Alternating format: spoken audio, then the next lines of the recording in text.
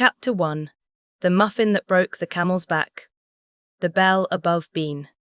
There, done. That jingled as Ella Marlowe slammed a paper cup of oat milk latte on the counter, her apron smudged with cocoa powder and her left shoe leaking rainwater. It was 8:17 a.m.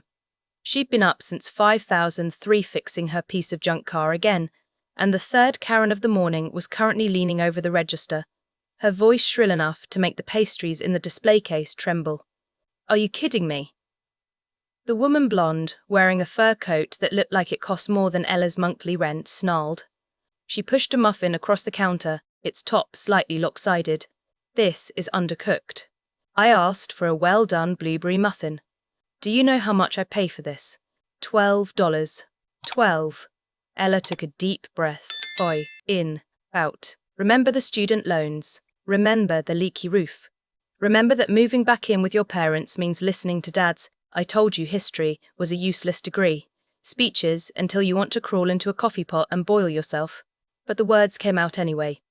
"Ma'am," she said, through gritted teeth, "it's a muffin. Not a Michelin-starred steak. The inside is moist. That's how blueberry muffins work. If you wanted a brick, I can microwave it for 5 minutes. Or you could go to the grocery store and buy a 2-package of them. Your call." The woman's mouth dropped open. "I'll be speaking to your manager." "Be my guest," Ella said. "She's in the back, crying about how the espresso machine broke again. Good luck." 10 minutes later, Ella was standing on the sidewalk, her apron crumpled in her hand, a pink slip folded into her jacket pocket. Her manager, Linda, who'd been nice until the franchise owner threatened to fire her, had sighed and said, "Ella, I like you, but you can't yell at the customers. Even the ones who deserve it." Ella kicked a puddle, sending muddy water splattering on her jeans. Deserve it? She called the muffin a crime against baked goods. A crime. "I've written papers on medieval war crimes. A muffin is not a war crime." Linda winced. "Just go home."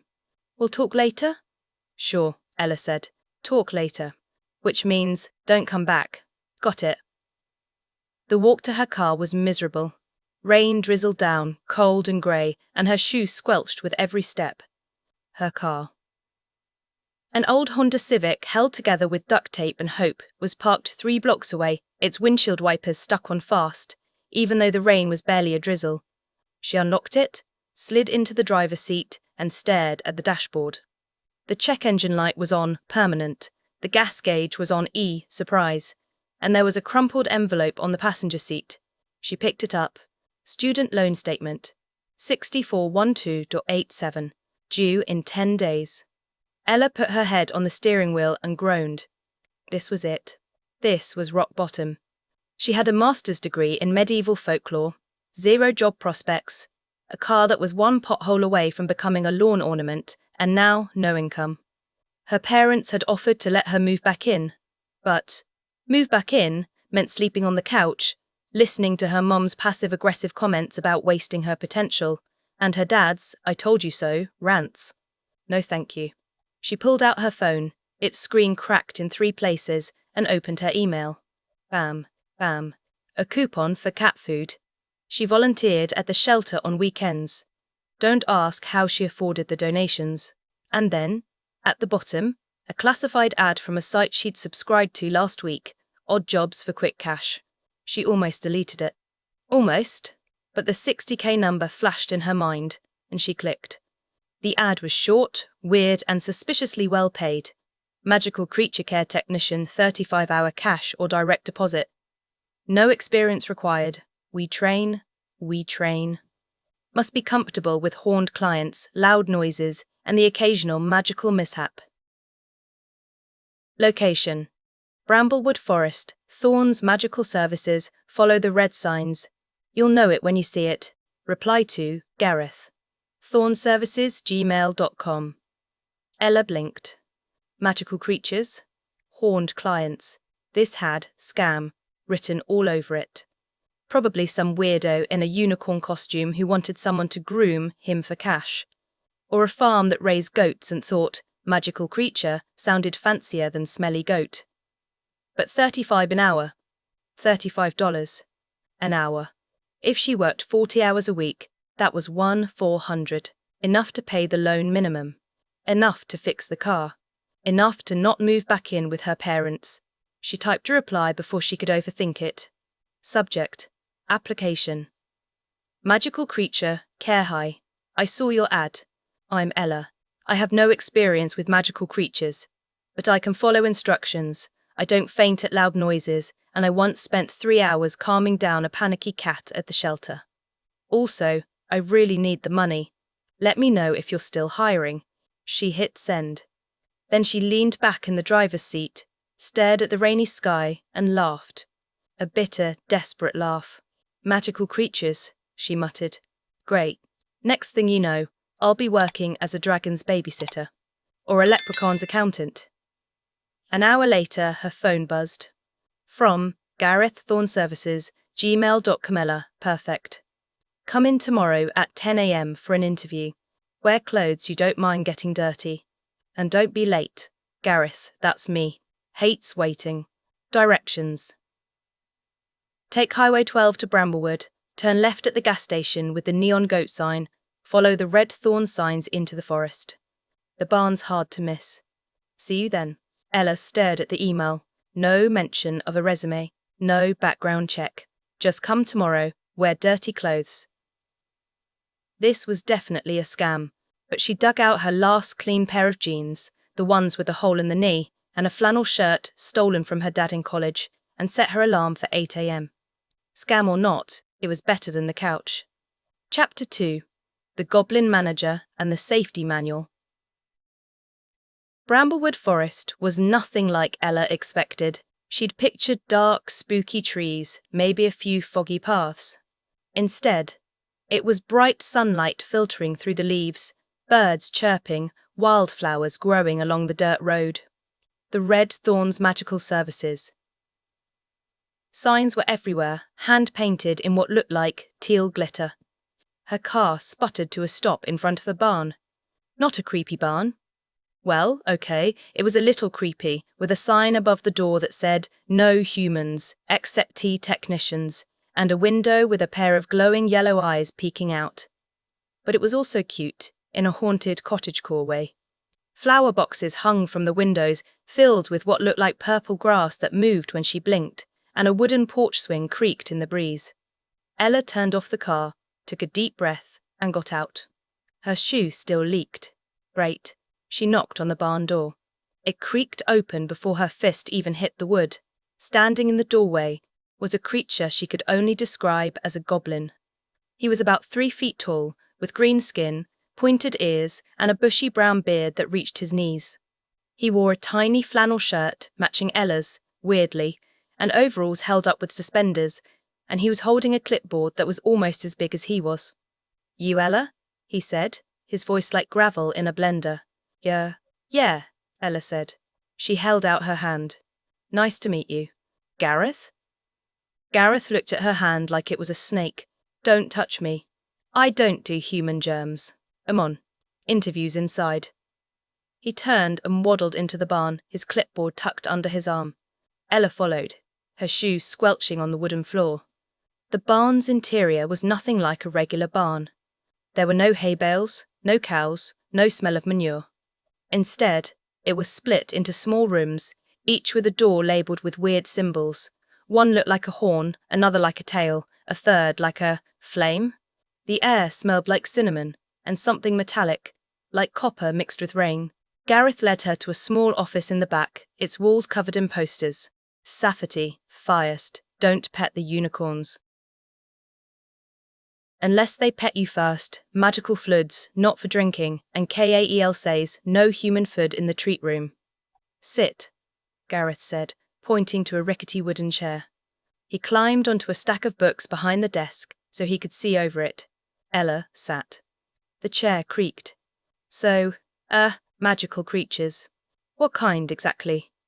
Gareth raised an eyebrow. The horned kind. Shadow unicorns mostly. Sometimes a dryad. Occasional fox spirit. You know, magical stuff. Shadow unicorns, Ella repeated. She leaned forward. Like real unicorns? With horns and tails and all that? Gareth sighed, like he was explaining something to a toddler. No, Ella. Fake unicorns. We dress up goats in glitter and call them unicorns. Of course, real unicorns. What do you think this is, a children's party? Ella blinked. I don't know. I thought it was a scam. Scam? Gareth looked offended. I'll have you know, Thorne's Magical Services has been in business for 50 years.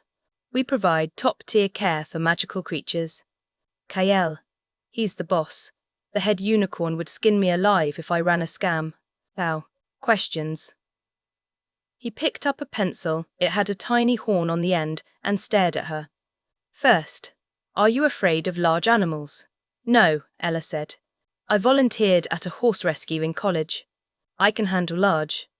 Good. Second, can you follow instructions? Even if they seem weird? Define weird. Don't touch the horn unless he asks. If the fluid glows red, run. Kael's cookies are his. Do not eat them. That kind of weird. Ella thought about the student loans. No, I can follow weird instructions. Third, do you have any allergies? To magic? To fur? To maple syrup? Maple syrup? Dryads cry it. Messy stuff. Allergies? No allergies, Ella said. Unless you count glitter. But I can deal. Gareth nodded. He checked a box on his clipboard. Last question. Why do you want this job? Ella leaned back. Honest answer. I have 60k in student debt, my car is dying, and I just got fired from a coffee shop for yelling at a woman about a muffin. I need the money. Badly. Gareth stared at her for a long moment. Then he grinned, sharp teeth, but not in a scary way. Finally, someone who's not lying about loving magical creatures. Kael hates liars. You're hired. Ella's mouth dropped open. That's it? No background check? No test? Gareth shrugged. We're short-staffed. The last technician quit because Kael yelled at her for eating his cookies. He seemed tough. And desperate. Desperate people work hard. Start tomorrow. I am. Wear old clothes. Bring a water bottle. And read this. He tossed a booklet across the desk. It was titled Thorne's Magical Services Safety Manual for Human Technicians, Volume 7. The cover had a picture of a shadow unicorn black, with a spiral horn that glowed teal. Standing next to a goblin, Gareth probably, and a human woman wearing a flannel shirt. Ella picked it up. What's Kael like? The boss. The unicorn. Gareth's grin faded. Quiet. Doesn't like humans. But he's fair. Mostly. Just. Don't eat his cookies. And don't touch his horn unless he says so. He kicks hard. Last technician still has a bruise. Got it, Ella said. No cookies. No horn touching. Got it. She stood up, the safety manual tucked under her arm. Thanks. I won't let you down. Gareth waved her off. Just don't get kicked. Or burned. Or covered in maple syrup. See you tomorrow. Ella walked back to her car, the safety manual in her hand. She flipped through it as she unlocked the door. Rule all 1. All magical creatures are dangerous, even the cute ones, especially the cute ones. Rule 5. If a fox spirit asks you to look at this cool trick, run. They steal wallets. Rule 7. Kael's favourite cookie is chocolate chip. Do not eat them. I mean it. Ella.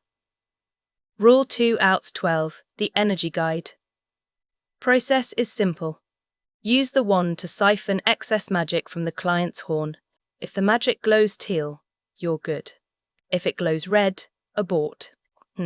Run. Do not look back. Ella closed the manual. She stared at the barn, where the purple grass in the flower boxes was still moving. Shadow unicorns, she said, to no one. Energy Guide. No cookies. This is either the best decision of my life, or the worst. Let's hope it's the best. She got into her car, turned the key, and prayed it would start. It did. Small wins. Chapter 3. First day, jitters and teal glow. Ella arrived at Thorne's Magical Services at 8:58 a.m., wearing her oldest jeans, hole in the knee, coffee stain on the thigh, her dad's flannel shirt, and a pair of rain boots she'd found at a thrift store. They were 2 sizes too big, but they didn't leak. She'd read the safety manual twice, highlighted the no cookies and run if red parts, and brought a water bottle filled with lemonade, her mom's recipe, packed in a thermos that said, "World's Best Historian." The barn was already busy when she walked in. A fox. No, wait, a fox spirit. With silver fur and green eyes was sitting on the porch swing, eating a granola bar. She waved when Ella walked up. "New tech," she said, her voice like wind chimes. Yeah. Ella. Lyra, the fox spirit said. She hopped off the swing, and in a flash of silver light, she was human tall, with silver hair and a leather jacket covered in patches. "Don't worry, it's not as scary as Gareth makes it sound. Mostly, Ella said. Lyra winked. "Just don't touch Kale's cookies. Or his horn. Or his favourite blanket. He's weird about his stuff." Before Ella could ask more, Gareth waddled out of the barn, his clipboard in hand. Ella. "Oh, good. Come on. Kael's in room 3. First session. Don't mess up." He led her inside, past a room where a dryad, was humming to himself, and another where a tiny dragon, or worm, Gareth called it, was napping in a pile of blankets. "Room 3 is Kael's private room," Gareth said, stopping in front of a door with a horn symbol on it. "He's particular. Likes it quiet. No distractions. You'll need this." He handed her a wand about a foot long, made of dark wood, with a teal crystal on the end, and a pair of gloves. Wand for energy guide. Gloves to protect your hands from the magic. It can get hot. Bow. Steps. Knock. Wait for him to say, "Come in." Introduce yourself. Explain you're the new tech. Then follow his lead. He'll tell you what to do. Got it? Ella nodded, her hands sweating. Got it. Knock. Wait. Introduce. Follow lead. No cookies, no horn. Good, Gareth said. Go. He pushed her toward the door. Ella stumbled, caught herself, and took a deep breath. She knocked. A voice came from inside. Deep, gruff, like gravel mixed with thunder. "Come in." Ella turned the doorknob. Room 3 was nothing like she expected. It was cozy, for one thing. Soft rugs covered the wooden floor. Fairy lights, the real kind, not the Christmas kind. They glowed like tiny stars, hung from the ceiling, and there was a bookshelf filled with human books, The Hobbit, Pride and Prejudice, a thick biography of someone named Genghis Khan. A large window looked out at the forest, and in front of it, standing with his back to the door, was a man. Wait. A man. Ella blinked. She'd expected a unicorn. A big, black, horned unicorn. Not a man. Tall, broad-shouldered, wearing a flannel shirt. Seriously, what was with the flannel here? And work boots, his black hair streaked with silver, falling over his shoulders. He had a scar on his left cheek, and his hands, big, calloused, were folded behind his back. He turned around. His eyes were teal. Not human teal, magical teal. They glowed, just a little, like the crystal on her wand. And when he looked at her, Ella felt a shiver run down her spine. Not fear. Something else. Something she didn't want to name. "You're the new tech," he said. It wasn't a question. "Ella," she said, holding out the wand like a weapon. "I'm Ella, the new tech." Gareth said to follow your lead. He nodded. He didn't smile. Didn't offer his hand. Just nodded. Good. Let's get this over with. He walked to the center of the room, where a small table stood. On the table was a cushion, and next to it, a bowl of honey. "Energy guide," he said, like he was explaining a math problem. "You take the wand. Hold it, an inch from my horn. When I say start, you siphon the excess magic. It should glow teal. If it glows red, stop. Immediately." "Your horn," Ella said. "Right. Where is it?" Kale sighed. He closed his eyes, and for a moment Ella thought he was annoyed. Then his body shimmered like heat waves on a summer day, and when the shimmer faded, there was a horn. A spiral horn, black as obsidian, glowing teal at the tip, protruding from his forehead. Ella's mouth dropped open. "Oh, wow, that's cool." Kale's ears turned pink, just a little. "Focus, please." Right. Focus. Ella took a step forward, her boots squelching. She'd forgotten to take them off. She held the wand up, her hand trembling. Ready? Kael closed his eyes. Start. Ella touched the wand to his horn. Nothing happened. Ah, she said. Is it supposed to not do anything? You're not doing it right, Kael said without opening his eyes. Squeeze the wand. Gently. Focus on the magic. It should flow into the crystal. Ella squeezed the wand. Gently. She focused on the student loans, on the leaky roof, on not messing this up. And then the wand's crystal glowed. Teal. Bright, warm, like sunlight through a lake. She felt a hum in her hands, soft and steady. And when she looked at Kael's face, his eyes were still closed, his jaw relaxed. Good, he said, his voice quieter. That's good. Keep going. Ella kept going. For 10 minutes, she stood there, holding the wand to his horn, watching the teal glow ebb and flow. It was weirdly calming. The hum of the magic, the sound of Kael's quiet breathing, the sunlight through the window. She forgot about the student loans, forgot about the coffee shop, forgot about the fact that she was standing in a barn, siphoning magic from a unicorn who could turn into a man. Then the wand's glow faded. Stop, Kael said. Ella pulled the wand away. The crystal was dim now, the teal gone. Kael opened his eyes, and the horn vanished, the shimmer fading from his body. Ooh, he said. He walked to the table, picked up the bowl of honey and took a spoonful. You didn't mess up. For a beginner. Thanks, Ella said. She put the wand down, her hands still humming. That wasn't as scary as I thought. Kael raised an eyebrow. Scary? Gareth said you kick, and that the last tech got a bruise. He snorted. She ate my cookies. I warned her. Twice. Ah, the cookies. Ella smiled. Right. No cookies. Got it. Kael finished the honey, then wiped his mouth with the back of his hand. You're here tomorrow. I am. Same room. Don't be late. Got it. No late. No cookies. No horn touching. He nodded. Good. You can go. Gareth will show you where to put the wand. Ella turned to leave, but before she reached the door, she stopped. Hey, she said. Kael looked up. Thanks for not kicking me or yelling. I really need this job. Kael stared at her for a long moment. Then he said, Don't mess it up. But his voice was softer, not gruff, almost nice. Ella smiled. I won't. She walked out of the room, her heart lighter than it had been in weeks. Maybe this wasn't a scam.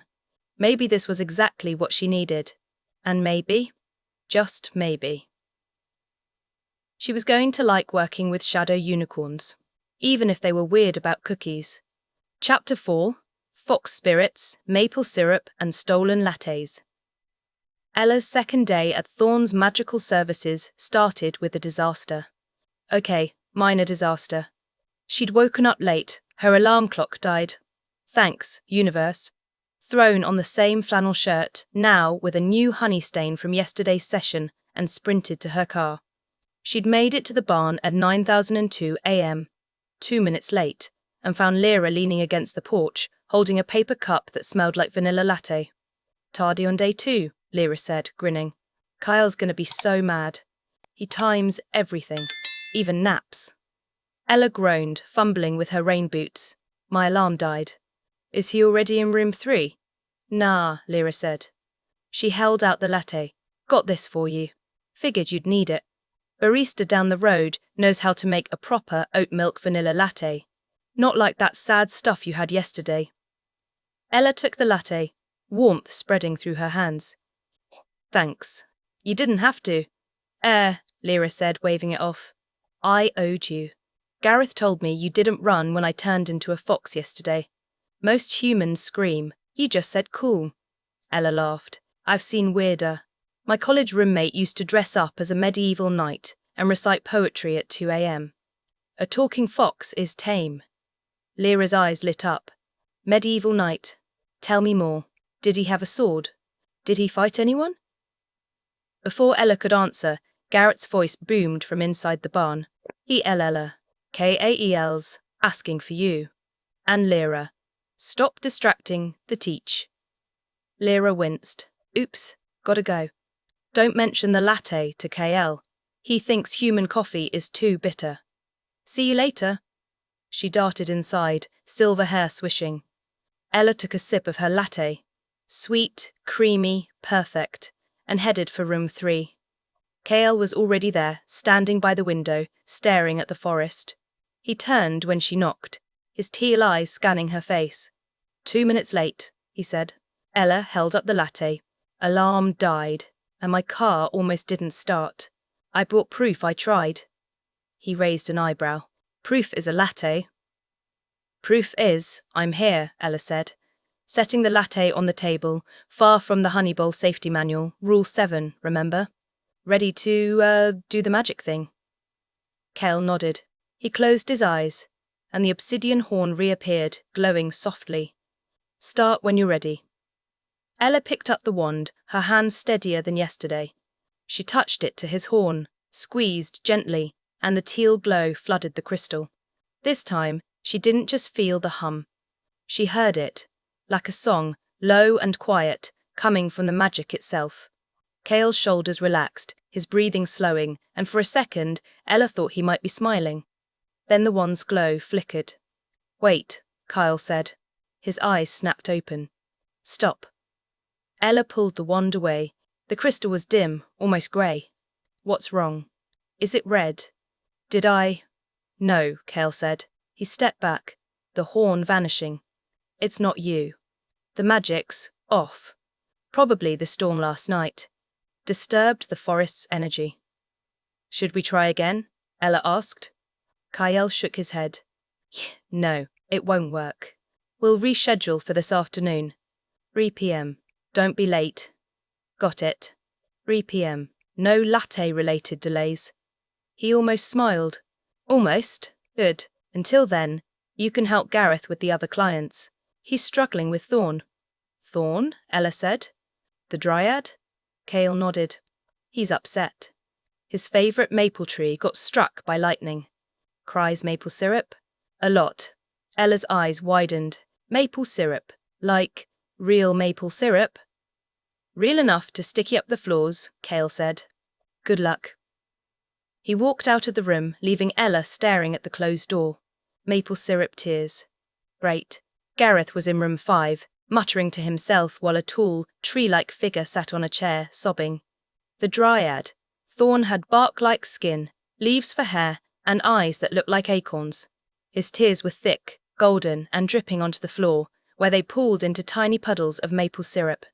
See? Gareth said when Ella walked in. He won't stop. I've tried everything.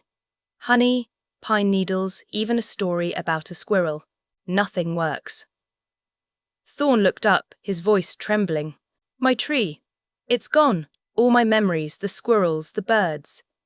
Ella knelt down next to him.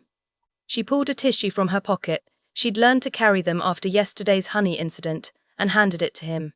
I'm sorry about your tree, she said. That must hurt. A lot. Thorn took the tissue, dabbing at his eyes. The syrup soaked through instantly. It was my home. I've lived there for 500 years. We talked. It told me stories about the old days. Ella thought for a second. She remembered her grandma's maple tree. Back when she was a kid, she'd climb it every summer, read books in its branches. When it died, she'd cried for a week. I know what that's like, she said. My grandma had a maple tree. I used to climb it. When it died, I thought I'd never stop crying. But we planted a new one. It's not the same, but it's growing. Maybe you could plant a new tree. Thorn stopped crying. He stared at her, his acorn eyes wide. A new tree? Ella nodded. Yeah, you could tell it stories. The squirrels would come back, the birds too. It wouldn't replace your old tree, but it would be yours. Thorn was quiet for a minute. Then he smiled, slow, soft, his bark lips curving upward. A new tree, that's a good idea. Thank you, Ella. He stood up, the leaves in his hair rustling. I'll go find Kale. He knows where to get saplings. Thank you. Really. He walked out of the room, his steps lighter. Gareth stared at Ella, his mouth open. How did you do that? He said. I've been trying for an hour. Ella shrugged, wiping syrup off her jeans. I just listened. Sometimes that's all you need. Gareth shook his head. Cale was right about you. You're good at this. Ella's face warmed. Thanks. But don't tell him I said that. He'll get a big head. Gareth laughed. Oh, he already has. Now, let's clean up this syrup. And if you see Lyra, tell her to stop stealing the honey. Again. Ella spent the rest of the morning cleaning syrup, organising the wand, storage room. Turns out, there are different wands for different creatures, who knew? And avoiding Lyra, who kept trying to sneak her a secret cookie. Ella declined. Safety manual.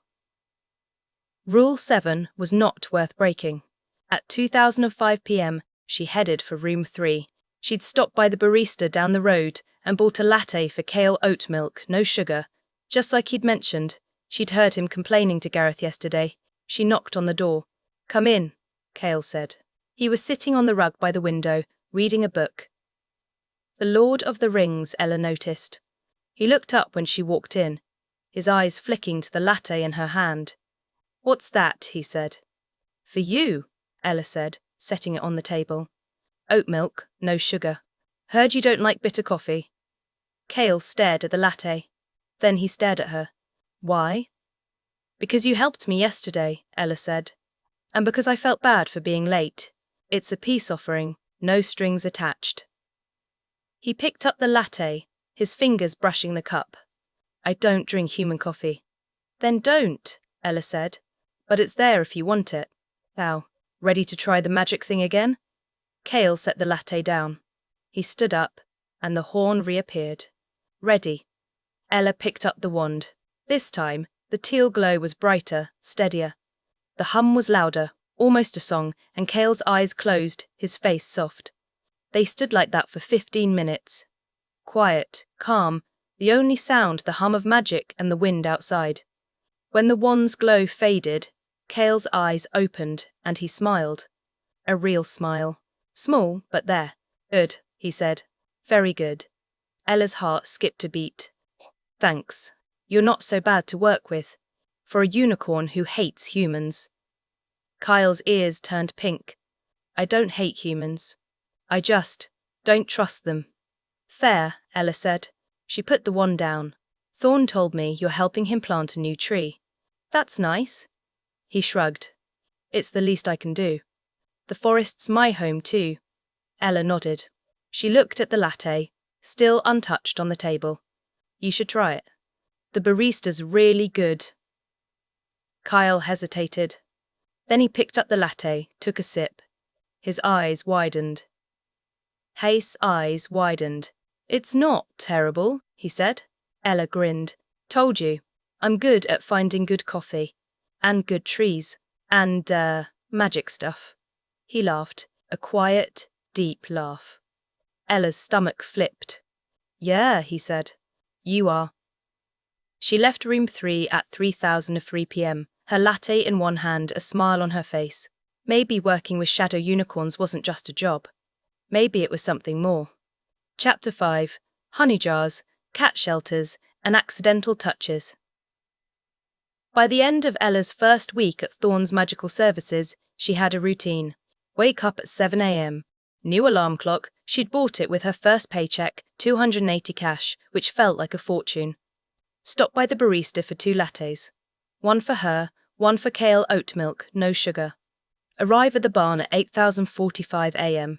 Chat with Lyra, who still tried to steal honey, and Gareth, who still complained about Lyra stealing honey. Do Cale's energy guide session at 9 a.m. Help with other clients.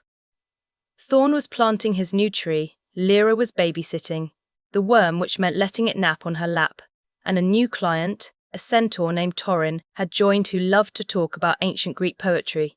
It was nice, normal even, if normal included talking trees, coffee-drinking unicorns, and fox spirits who stole cookies. On Friday, Ella arrived at the barn to find a jar of honey on the porch, with a note taped to it, for the cat shelter. Don't tell Gareth. No name. But the handwriting was messy, like someone had tried to write neatly and failed. And the honey was the same kind. Kyle ate every day, thick, golden, from his own bees. Ella smiled. She tucked the jar into her bag. She'd drop it off at the shelter after work and headed inside. Kyle was in room 3, already waiting. He was wearing a new flannel shirt, dark green this time, and his silver-streaked hair was tied back in a ponytail. Ella's heart did that stupid flip again. "Morning," she said, setting her latte on the table. "Got your coffee?" Kyle nodded. He took the latte, his fingers brushing hers. Ella's skin tingled. "Thanks," he said. He took a sip, his eyes closing. "Still not terrible." "High praise," Ella said, grinning. She picked up the wand. "Ready?" He nodded. The horn reappeared, glowing teal. "Start." Ella touched the wand to his horn. The magic hummed, warm and steady. She watched Kyle's face. His eyes closed, his jaw relaxed, and thought about the honey jar. About how he'd remembered she volunteered at the cat shelter. She'd mentioned it on Tuesday, in passing. About how he'd gone out of his way to help. "You're not as bad as you act," she said without thinking. Kyle's eyes opened. The magic flickered. "What?" "Nothing," Ella said quickly. "Just, the magic's good. Real good." He stared at her. Then he smiled. "You're talking about the honey." Ella's face warmed. "Maybe. You didn't have to do that. The shelter's my thing." "I know," Kale said. "But they need it. And you've been working hard. You deserve a break." "I'm getting paid," Ella said. "That's enough." "Not for what you do," Kale said. His voice was soft, quieter than usual. "You listen to Thorn. You don't yell at Lyra. You even put up with Gareth's complaining. Most humans wouldn't bother." Ella stared at him. No one had ever said that to her. Not her parents, who thought she was wasting her potential. Not her old bosses, who'd fired her for yelling at customers. No one. "Thanks," she said, her voice tight. "That means a lot." KL nodded. He closed his eyes again. "Keep going. The magic's almost done." Ella did. She focused on the hum, on the teal glow, on the way Kale's breathing slowed. When the wand's glow faded, she pulled it away, but her hand slipped. Her fingers brushed his horn. Kyle froze. Ella's eyes widened. "Oh no, I'm so sorry. I didn't mean to." "It's okay," Kyle said quickly. He stepped back, the horn vanishing. His face was pink, from his cheeks to his ears. "It's fine. Accidents happen." "Are you sure?" Ella said. "Gareth said you kick." "I don't kick for accidents," Kale said. He picked up his latte, taking a big sip. "Just don't do it again. On purpose." "I won't," Ella said. She put the wand down, her hand shaking. "I'm really sorry." "It's fine," Kale said again, but he wasn't looking at her. He was staring at the window, his ears still pink. Ella cleared her throat. "Yeah, I should go. Gareth probably needs help with Torrin. The centaur. He loves poetry." "Right," Kale said. "Go." Ella walked out of the room, her heart racing. She'd touched his horn. Accidentally, and he hadn't kicked her. He blushed. Weird. But not bad, weird. Gareth was in the main barn, arguing with Torrin about Homer. "And the Odyssey is better than the Iliad," Gareth was saying, his clipboard waving in the air. "It has monsters. And ships. And a guy who takes 10 years to get home." Torrentul, with a horse's body and a human's upper half, wearing a toga, yes, a toga, shook his head. "The Iliad has passion. Honor. Achilles. You can't beat Achilles." Ella stepped between them. "Hey, Torrin, Garrett says you wanted to talk about Greek poetry." Torrin's face lit up, like, "Yes. Tell Gareth that the Iliad is superior. He's being stubborn." Gareth huffed. "I'm not stubborn. I'm right." Ella laughed. "How about we compromise? We read a little of both. After we finish organizing the wands." Torrin nodded. "Deal. But I'm still right." Gareth grumbled, but he agreed. Ella spent the rest of the morning organizing wands, listening to Torrin recite Homer. He had a great voice, deep, dramatic, and stealing glances at room 3. She didn't see KL again until lunch. He was sitting on the porch swing, eating a sandwich, turkey and cheese, on whole wheat bread. Human food. And drinking his latte. Ella hesitated, then walked over. Mind if I sit? She said.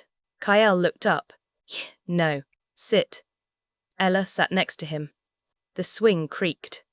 They sat in silence for a minute, watching the forest. About earlier, Ella said. The horn. I'm really sorry. Kyle finished his sandwich. I said it's fine. Accidents happen. Still, Ella said, I know you're weird about your stuff. He shrugged. It's not that I'm weird about it. It's personal. Unicorn horns are connected to our souls. Touching one is intimate. Ella's eyes widened. Oh, I didn't know. I'm so sorry. I would have never. Ella, Kale said, cutting her off. He turned to face her, his teal eyes soft. It was an accident. I know that. You don't have to apologize again. Okay, Ella said. She looked at her hands. Thanks for not kicking me. He laughed. I told you, I don't kick for accidents. Only for cookie thieves. Ella grinned. Good to know. So, turkey sandwich, you're really embracing human food. Kyle's ears turned pink. It's not bad. The deli down the road makes good ones. Best in town, Ella said. I used to go there every Saturday, before I got fired. He nodded. Gareth told me. About the coffee shop. Ella winced. Yeah? The muffin incident. Not my finest moment. The customer deserved it, Kale said. No one yells at someone over a muffin. Ella stared at him. You think so? Yes, he said. Muffins are meant to be enjoyed, not yelled about, and if she didn't like it, she should have left. Ella smiled. Thanks. No one else has said that. Everyone just said, I overreacted. You didn't, Kale said. He looked at his watch. I have a meeting with the Forest Council. I'll see you tomorrow. Ella nodded. Yeah? I am. No latte delays. He stood up, picking up his sandwich wrapper. Good. And Ella? She looked up. Yeah? He hesitated. Then he said, The honey. For the shelter. You're welcome. And with that, he walked into the forest, his boots crunching on the leaves. Ella sat on the porch swing, smiling like an idiot. Maybe this job wasn't just about the money. Maybe it was about something more. Maybe it was about honey jars, coffee, and shadow unicorns who blushed when you accidentally touched their horns. She stood up, grabbed her bag and the honey jar for the shelter, and headed to her car. Life was weird, but for the first time in a long time, it was weird in a good way. And she couldn't wait for tomorrow. Chapter 6. Worm, Chocolate Panic and Hidden Manuals. Ella's 6th day at Thorne's Magical Services started with a scream. Not a, someone's being attacked. Scream. A tiny magical creature ate something it shouldn't have. Scream. She was in the wand storage room, organizing the dryad-specific wands. They had little leaves carved into the wood cute, if you ignored the fact that they sometimes sprouted moss, when she heard it, high-pitched, panicked, coming from the break room. Lyra. Ella dropped the wand she was holding and sprinted down the hall. The break room door was ajar, and through the crack she saw Lyra kneeling on the floor, staring at a small, scaly creature curled into a ball. The worm. It was about the size of a house cat, with iridescent blue scales and tiny wings that fluttered weakly. Its eyes were half closed, and it was making a soft, whimpering sound, like a puppy with a stomachache. What happened? Ella said, dropping to her knees next to Lyra. I was eating a chocolate bar, Lyra said, her voice shaking. She held up an empty wrapper dark chocolate, 70% cacao. It jumped up and grabbed a piece. I tried to stop it, but it was too fast. Ella, is it gonna die? Ella's heart dropped. She remembered reading something about magical creatures and chocolate bad. Really bad. Especially for small ones like worms. The safety manual had a section on it, right? Somewhere. She scrambled to her feet. Where's Gareth? He must have a first aid kit. Gareth's in the forest with Thorne, Lyra said. He went to check on the maple sapling. And Kale's in his office, doing forest council stuff. Ella took a deep breath. Panic wouldn't help. She needed to think. The worm whimpered again, curling tighter. Ella knelt down, gently reaching out. Its scales were warm, almost hot. Too hot. A bad sign. "Hey, little guy," she said, softening her voice. "It's okay. I'm gonna help you." She closed her eyes, trying to remember the safety manual. Worm emergency. If a worm ingests toxic substances, chocolate, garlic, human candy, apply a cold compress to its belly and administer a drop of diluted honey water. Then use a low-level calming spell to steady its magic. Diluted honey water. Calming spell. She had honey in her bag. Kyle had given her a small jar for the shelter, but she'd forgotten to drop it off. And the calming spell, Kale had shown her a basic one during their energy guide sessions, just in case the magic gets jumpy. Ella rummaged through her bag, pulling out the honey jar. She grabbed a paper cup from the break room counter, poured a little water into it, and added a drop of honey. Then she dipped her finger in the mixture, gently touching it to the worm's mouth. It licked it, weakly. "Good," Ella said. She tore off a piece of her flannel shirt, "Sorry, Dad," and soaked it in cold water from the sink. She carefully laid it over the worm's belly. Now, the spell. She closed her eyes, focusing on the hum of magic she'd felt during Kale's sessions. She held her hand over the worm, whispering the words Kyle had taught her. "Luna's light, calm the flame. Steady the magic, ease the pain." For a second, nothing happened. Then, faintly, a teal glow emanated from her palm. It wrapped around the worm like a blanket. The worm's whimpering stopped. Its wings stopped fluttering. It uncurled a little, looking up at Ella with big, shiny eyes. "It's working," Lyra said, grinning. Ella let out a breath she didn't know she was holding. "Thank God. I thought I was going to have to explain to Kale that I killed his favorite worm." Speak of the devil. The break room door opened. Kale stood in the doorway, his teal eyes scanning the room. Lyra on the floor, Ella kneeling over the worm, the chocolate wrapper on the counter. His jaw tightened. "What happened?" he said. Lyra shrank back. I gave it chocolate, by accident. But Ella fixed it. She used the calming spell you taught her." Kale's gaze shifted to Ella. His eyes softened, just a little. "You remembered the spell?" Ella nodded, her hands still shaking. "And the honey water, from the safety manual. I didn't mean to." "You did well," Kyle said, cutting her off. He knelt down next to her, gently lifting the worm into his hands. It nuzzled his palm, still weak but clearly better. Worms are stubborn. They love human food, even when it's bad for them. He stood up, holding the worm carefully. "I'll take it to my office. Keep an eye on it. Ella, come with me. I need to check your toolkit." Ella followed him down the hall, her heart racing. Was he mad? He didn't sound mad, but his face was hard to read. Kale's office was small, with a desk covered in papers, Forest Council reports mostly, and a bookshelf filled with magical creature books. He set the worm on a soft blanket on the desk, then turned to Ella. "Your toolkit," he said. "Bring it here." Ella handed it to him. He opened it, rummaging through the contents: wand, gloves, water bottle, the honey jar, a few tissues. Then he pulled out a small, leather-bound book, tucked into the side pocket. Ella's eyes widened. It was a tiny manual, titled Worm Emergency Care for Dummies, Human Edition. The cover had a drawing of a worm eating a cookie, with a red line through it. "I put it there on Wednesday," Kale said, closing the toolkit. "Figured you'd need it. Worms are trouble." Ella stared at him. He'd thought ahead. Her. You did that for me," she said. Kale's ears turned pink. "Don't get used to it.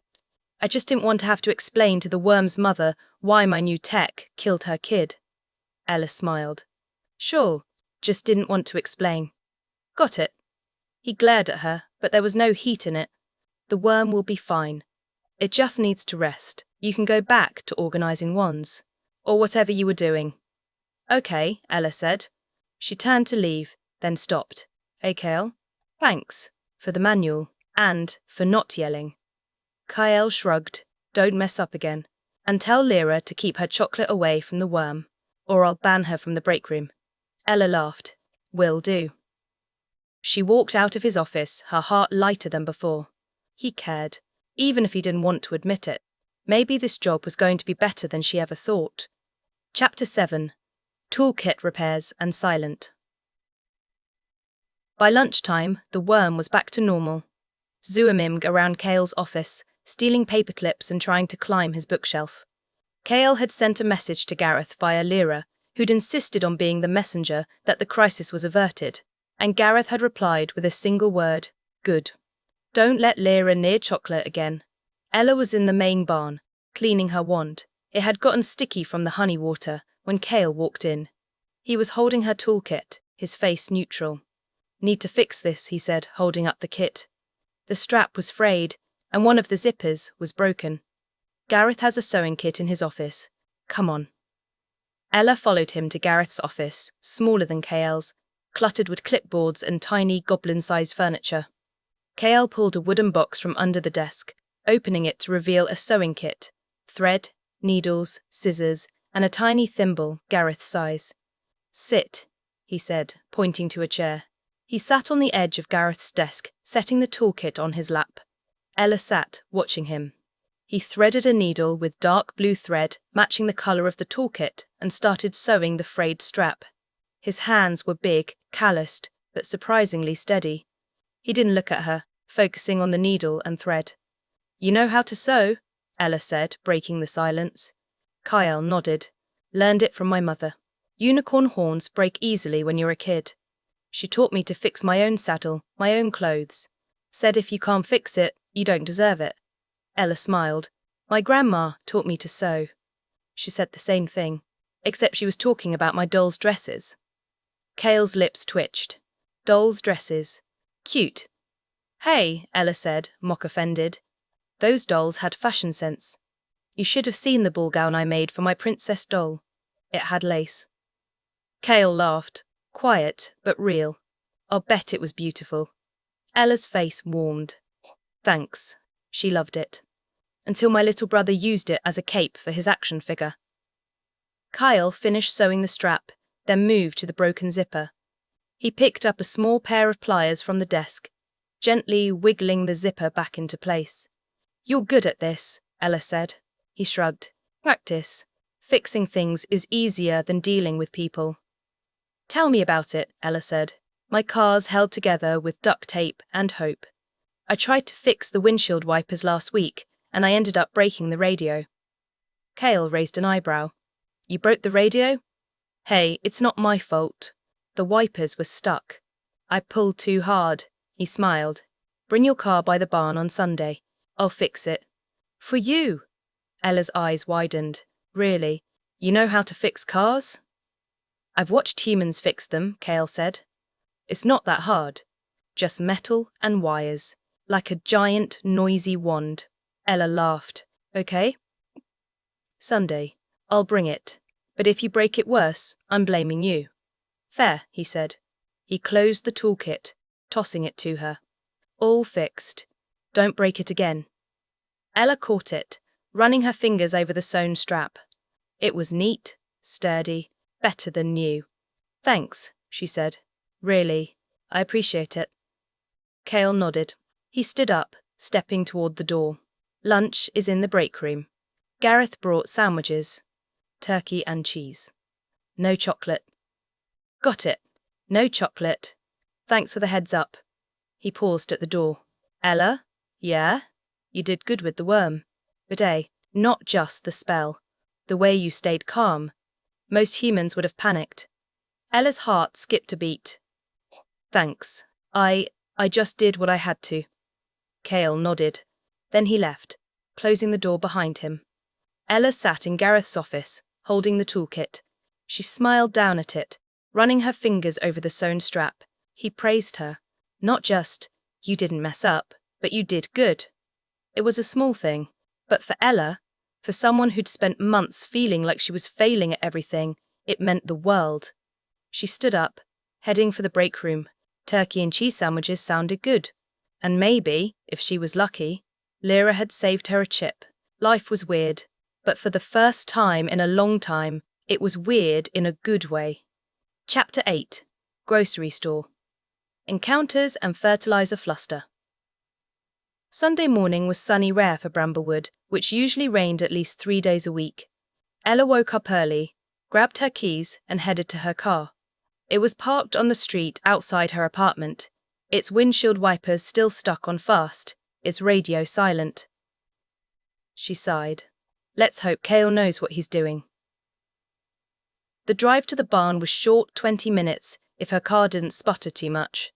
When she arrived, Cale was already waiting, leaning against the porch rail, wearing a flannel shirt, surprise, and work boots, his black hair tied back in a ponytail. Took you long enough, he said, pushing off the rail. Sorry, Ella said. My car's a piece of junk. It took 3 tries to start. Cale walked over to the car, popping the hood. He leaned down, staring at the engine. His silver-streaked hair fell over his face, and Ella had to resist the urge to tuck it back. Spark plugs are bad, he said, straightening up, and the wiper motor's loose. I have parts in my garage. Should take an hour. An hour? Ella said. I thought it would take longer. You're a better mechanic than I am. Cale's ears turned pink. I told you. It's just metal and wires. He led her to his garage, attached to the barn, filled with tools, a workbench, and a few spare parts, including a spare unicorn horn, which Ella tried not to stare at. He grabbed a toolbox, then turned to her. Need to go to the grocery store first, he said.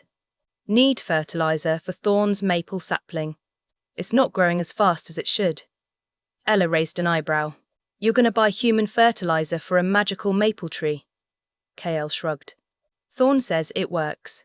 Something about human nutrients being different. Come on. We can go now, then fix your car when we get back. Ella nodded. Okay, let's go. I need to buy milk anyway. My fridge is empty. Cale's car was nothing like Ella's. It was a black pickup truck, clean, with a toolbox in the back and a sticker on the window that said, IY, my worm. Cute sticker, Ella said, sliding into the passenger seat. Cale glared at her. It was a gift. From the worm's mother. Sure, Ella said, grinning. The grocery store was in downtown Bramblewood, a small, family-owned place with a sign that said, Mabel's Groceries, we have everything, even unicorn food. The bell above the door jingled when they walked in, and a woman behind the counter. Mabel presumably looked up, smiling. Cale, long time no see, she said. How's the worm? Still stealing your paperclips? Still stealing paperclips, Cale said. He nodded at Ella. This is Ella. My new tech. Mabel's eyes widened. Human tech. Wow, you must be good. Cale doesn't let just anyone touch his horn. Ella's face warmed. We just do Energy Guide. Nothing else. Mabel winked. Sure, just Energy Guide. I've heard that one before. Cale cleared his throat. We need fertilizer. For Thorn's maple sapling. Fertilizer's in aisle 3, Mabel said. And Ella, if you need milk, it's in the cooler by the door. Fresh this morning. Thanks, Ella said. They walked down the aisles, Cale leading the way. The store was small, cozy, with shelves lined with human food and a few magical creature items. Honey in jars labelled for unicorns only, dried meat for centaurs, and a bag of worm treats, chocolate-free, thank God. Here, Cale said, stopping in front of a shelf of fertilizer. There were a dozen different kinds. Organic, synthetic, slow-release, fast-acting. He picked up a bag of organic fertilizer, reading the label. Thorn said to get organic, he said. Synthetic's bad for magical trees. Ella leaned over, reading the label. This one's good. My grandma used it for her roses. They grew like crazy. Cale nodded. He put the bag in the cart, then paused. He picked up another bag, fast-acting, and frowned. Would this work, he said. The sapling's small. Maybe it needs a boost. Ella laughed. Cale, it's a tree, not a racehorse. Slow and steady wins the race. He put the fast-acting bag back. Right. Slow and steady. Mabel walked down the aisle, carrying a crate of apples. She smiled when she saw them. Finding everything okay? Yep, Cale said. Just getting organic fertilizer for Thorn's tree. Mabel nodded. Good choice. That stuff's magic for maples. Even magical ones. She winked at Ella. Kale's been worrying about that tree for weeks. Checks on it every day. Says it's too small. Kale's ears turned pink. I do not. I just check on it once in a while. Mabel laughed. Sure, once in a while. Ella, you better keep an eye on him. He's a softie under that tough unicorn act. Ella smiled.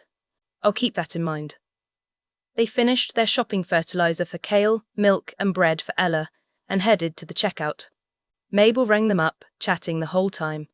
Ella, how do you like Bramblewood? She said. It's a small town, but we're nice. Mostly. I love it, Ella said. Everyone's been really welcoming, and the forest is beautiful.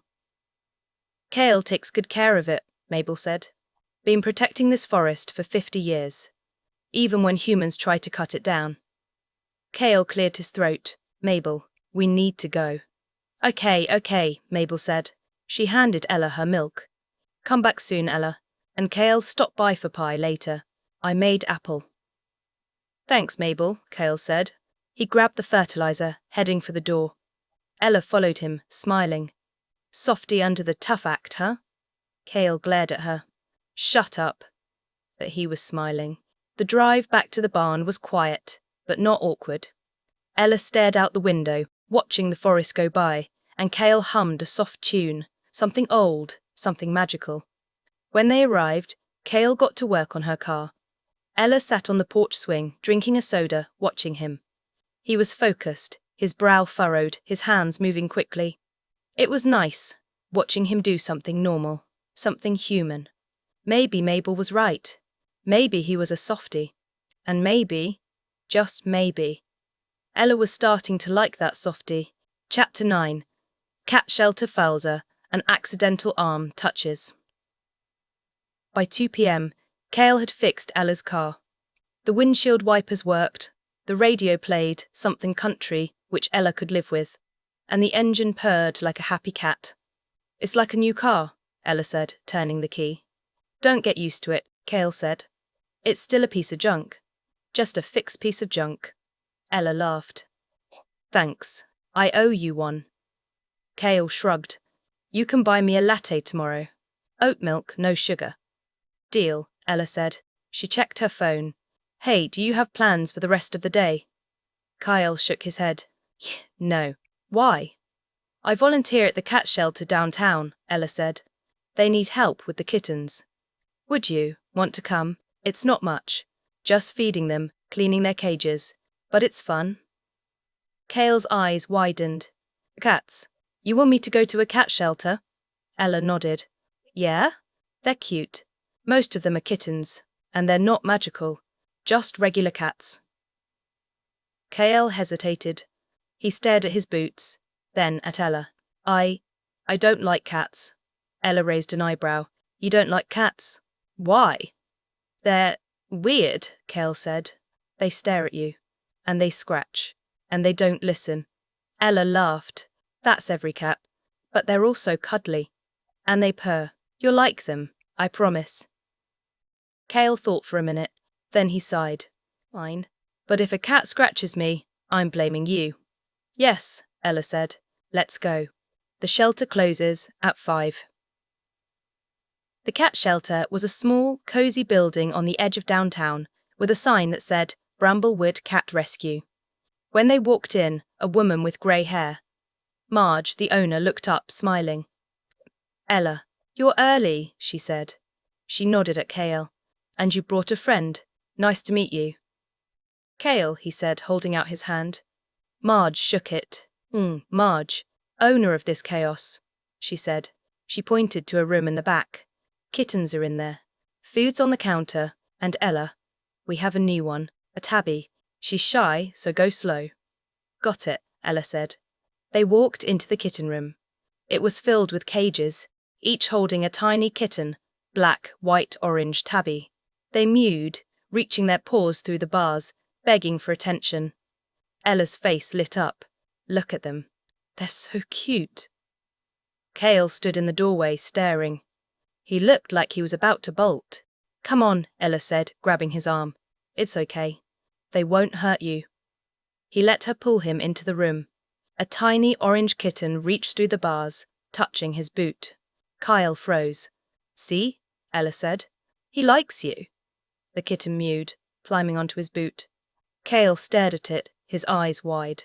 "It's small." "Yep," Ella said. "He's a baby. Just a few weeks old." She grabbed a bag of kitten food from the counter, pouring some into a bowl. She held it out to Kale. "Feed him." "Go on." Kale hesitated, then took the bowl. He knelt down, setting it on the floor. The orange kitten jumped off his boot, eating greedily. "He's hungry," Kale said softly. "Yep," Ella said. She knelt down next to him. "Most of them are. They were found on the street." Kale nodded. He watched the kitten eat, his face softening. "He's cute." "I told you," Ella said. They spent the next hour feeding the kittens, cleaning their cages, and playing with them. Kale, much to Ella's surprise, was a natural. He talked to the kittens in a soft voice, gently petting them, and even let a tiny tabby, the shy one Marge had mentioned, curl up in his lap. "She likes you," Ella said, sitting next to him. Kale nodded, staring at the tabby. "She's quiet.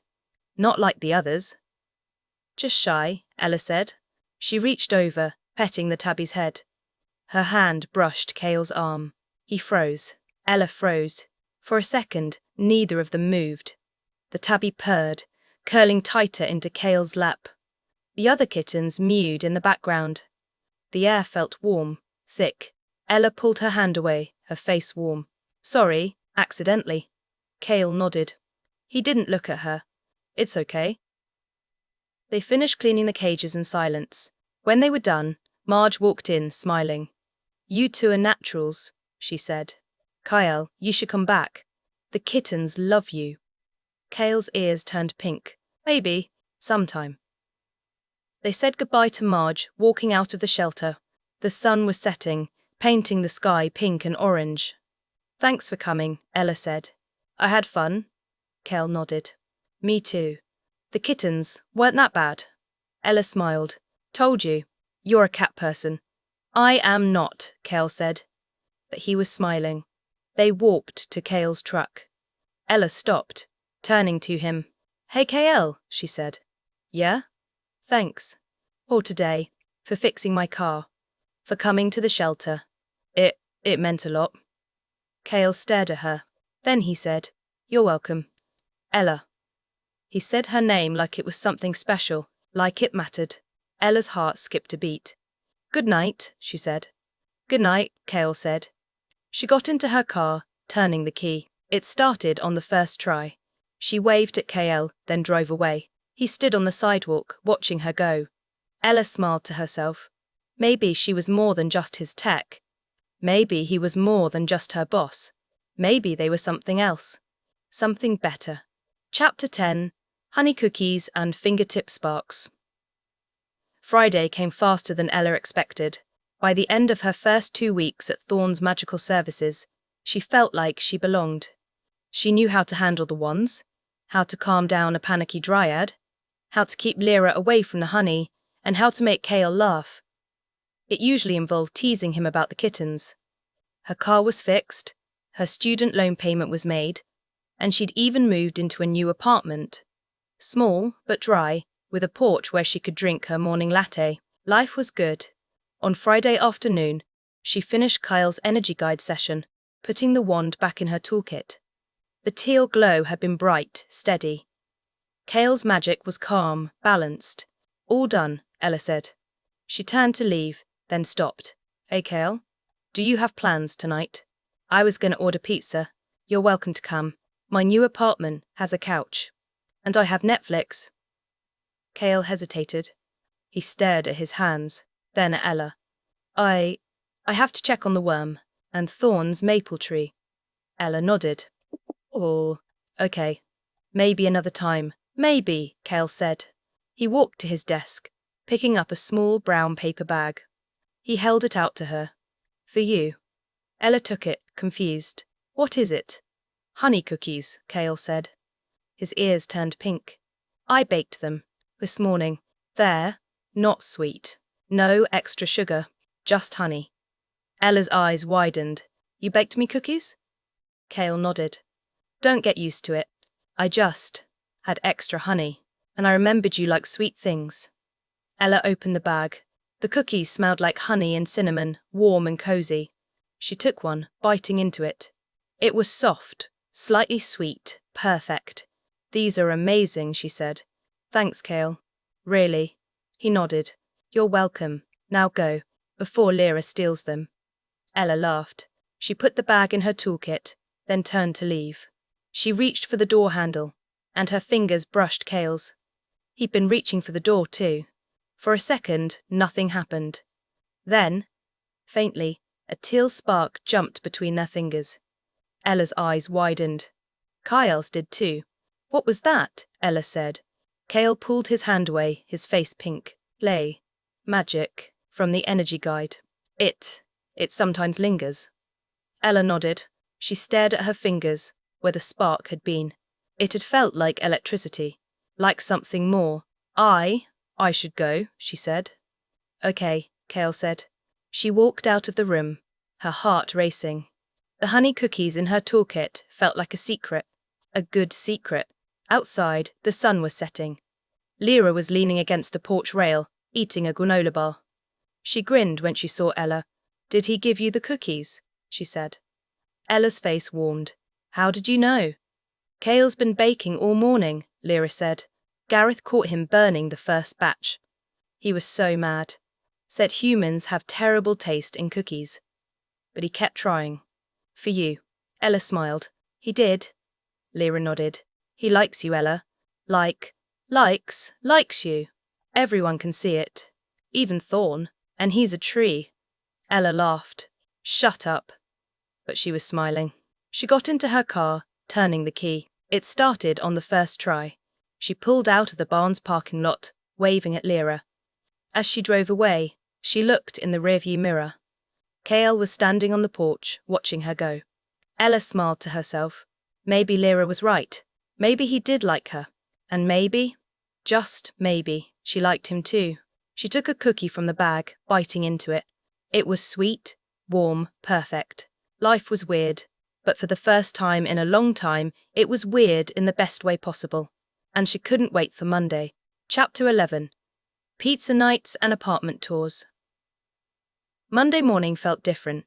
Ella woke up with a smile, grabbed her flannel shirt, now washed, the honey stain gone, and headed to the barista for 2 lattes. Oat milk, no sugar for Kale, vanilla oat milk for herself.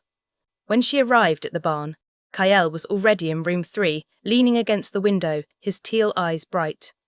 Morning, he said, taking the latte from her. His fingers brushed hers, and Ella felt that familiar tingle. Morning, she said, grinning. Did you miss me? Kale's ears turned pink. Don't be ridiculous. I just didn't want to drink Gareth's terrible coffee. Ella laughed. Sure, didn't want Gareth's coffee. Got it. Their energy guide session was quiet, calm. The teal glow of the wand matched Kale's eyes, and when Ella pulled away, he didn't immediately turn away. He stared at her like he was waiting for something. Hey, Ella said, before she could overthink it. My new apartment's all set up. I was thinking, pizza tonight? I owe you for fixing my car, and the cookies, and the honey. And, okay, Kale said, cutting her off. He looked surprised, like he hadn't expected her to ask again. I'll come. What time? 7 p.m., Ella said. I'll text you the address. Good, he said. He picked up his latte, taking a sip. Don't order pineapple. It doesn't belong on pizza. Ella gasped. Pineapple is delicious on pizza. You're just being a snob. Pineapple is a fruit, Kale said. Fruit doesn't go on pizza. Cheese, pepperoni, maybe mushrooms. Not pineapple. We'll get half pepperoni, half pineapple, Ella said. Compromise. Kale sighed. Fine. But if it's terrible, I'm blaming you. Deal, Ella said. The rest of the day flew by. Ella helped Thorn water his maple sapling. It was growing, slowly but surely, stopped Lyra from stealing honey from the break room, and listened to Torrin recite a new poem about star-crossed lovers. He winked to Ella and Kale the whole time. At 6,000 p.m., Ella left the barn, heading to her new apartment. It was a small, one-bedroom on the second floor of an old house, with a porch that looked out at a park. She'd decorated it with thrifted furniture. A wooden bookshelf filled with her history books, a couch with a crocheted blanket, her grandma's, and a wall covered in photos. Her at the cat shelter, the worm napping on Kale's desk, a picture of her grandma's maple tree. She ordered the pizza half pepperoni, half pineapple, and set out plates and napkins on the coffee table. Her phone buzzed at 6:05 p.m. From Kyle, I'm outside. Ella's heart raced. She smoothed her shirt, took a deep breath, and opened the door. Kale stood on the porch, holding a small potted plant, a tiny maple sapling, its leaves bright green. He looked nervous, his hands fidgeting with the pot. I saw it at the grocery store, he said, holding it out. Thought it would look nice on your porch. Ella took it, her face warm. It's perfect. Thanks, Kale. Come in. He stepped inside, his boots tapping on the wooden floor.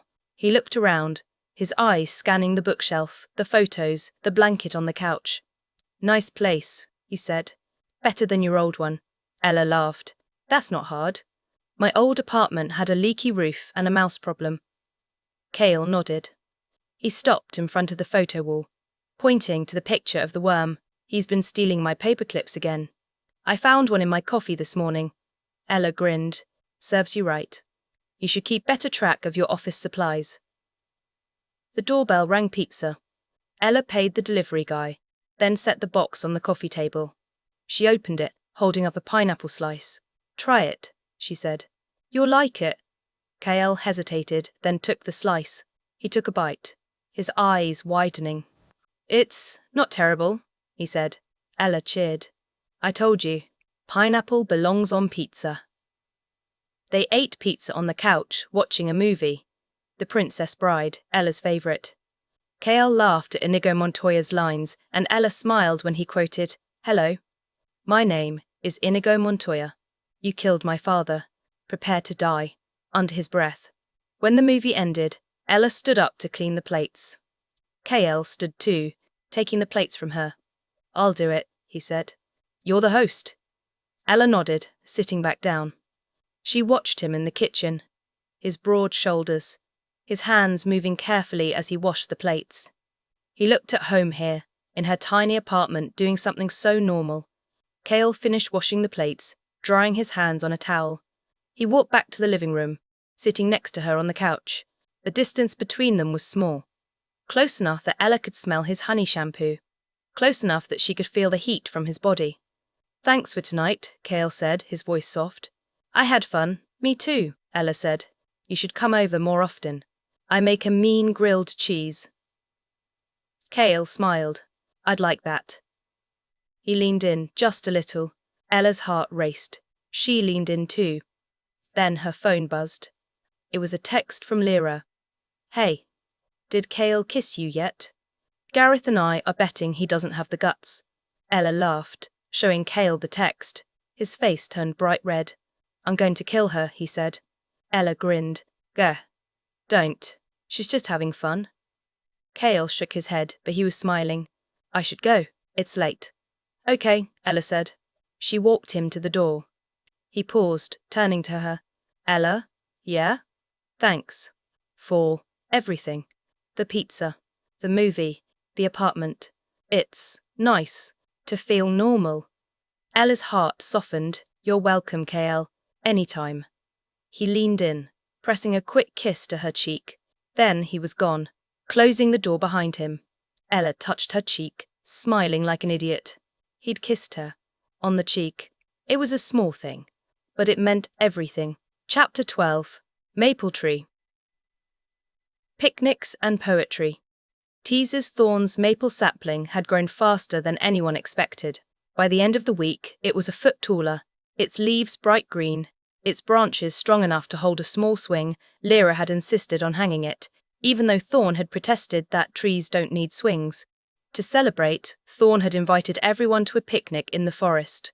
Ella, Kale, Lyra, Gareth, Torrin, even the worm who'd insisted on sitting in Kale's lap. Ella arrived with a basket of sandwiches, turkey and cheese, Kale's favourite, and a container of potato salad. Kale was already there, helping Thorn set up a blanket. He waved when he saw her, his teal eyes bright. "Nice of you to finally show up," he said. Ella rolled her eyes. "I had to stop Lyra from stealing the potato salad," she said. "It smells like happiness." Cale laughed. He took the basket from her, setting it on the blanket. "Come on." Thorn made maple syrup cookies. "They're better than mine." Ella's face warmed. "I doubt that." They sat on the blanket, surrounded by their friends. Lyra was chasing the worm. Gareth was complaining about the noisy humans, and Torrin was reciting a poem about maple trees. "This one's for you two," Torrin said, grinning. He cleared his throat, his voice dramatic. Beneath the maple's green embrace, two souls find their resting place. Honey sweet and coffee warm, their love will weather every storm. Ella's face turned red. Kyle's ears were pink. "Torrin," Ella said. "Stop," Torrin laughed. "What? It's true. Everyone can see it. Even Gareth." Gareth looked up from his sandwich. "See what? I'm just here for the cookies." Lyra plopped down next to Ella, grinning. "He's right, you know. You two are so into each other. When are you gonna kiss?" "Lyra," Cale said. "Mind your own business." Lyra winked. "Make me." Thorn smiled, passing Ella a maple syrup cookie. "Ignore them. They're just jealous. Now try the cookie. I made it with sap from the new tree." Ella took a bite. It was sweet, rich, perfect. "This is amazing, Thorn." "Thanks." Cale took a cookie too, nodding. "It's good." "Better than yours, Ella," Ella gasped. "My cookies are good." "Yours are sweet," Cale said. "His are better." Ella crossed her arms. "Fine. I'll make better cookies. Just you wait." Cale smiled. "I'm looking forward to it."